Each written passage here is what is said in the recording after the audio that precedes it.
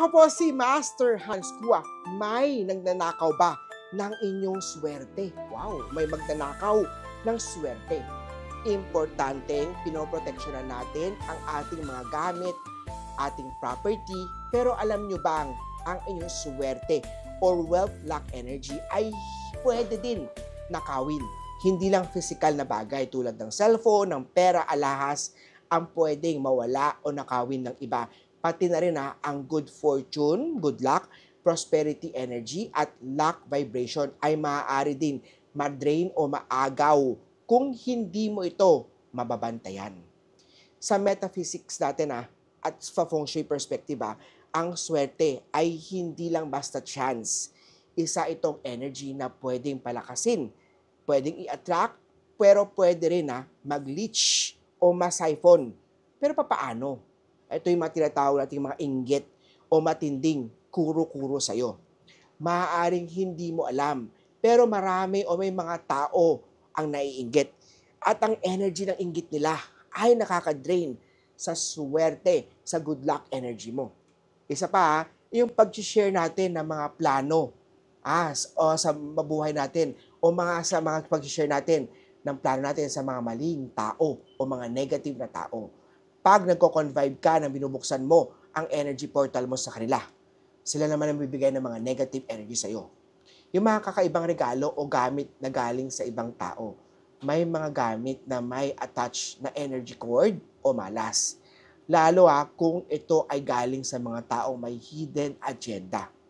Isa pa, yung pagbukas ng mga energy, paglalaro ng mga spirit of the glass, yung mga dark rituals, walang proteksyon. Pwedeng makapasok ang mga entities na to at magdala ng mga negative energy sa ating buhay.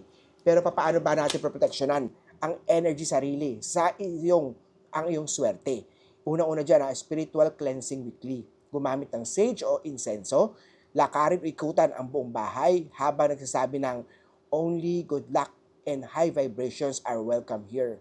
Isa pa, yung salt bowl or yung water bowl near entryway. Sumasalo yan ang bad energy galing sa bisita o delivery man. Isa pa, magdala ng protection amulet kagaya ng mga crystals, ng mga medallions, citrine, black tourmaline o tiger's eye ay swerte. Isa pa, yung daily grounding and auras sealing natin. Magpaaraw tayo. Pwede rin i-visualize ang isang bubble of gold light surrounding you. Imagine itong bubble na to nagde-deflect lahat ng mga negative energy.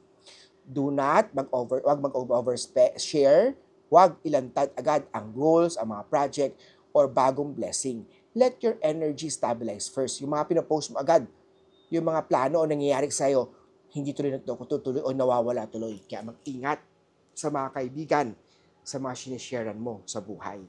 Gusto mo ba maproteksyonan ang wealth energy mo?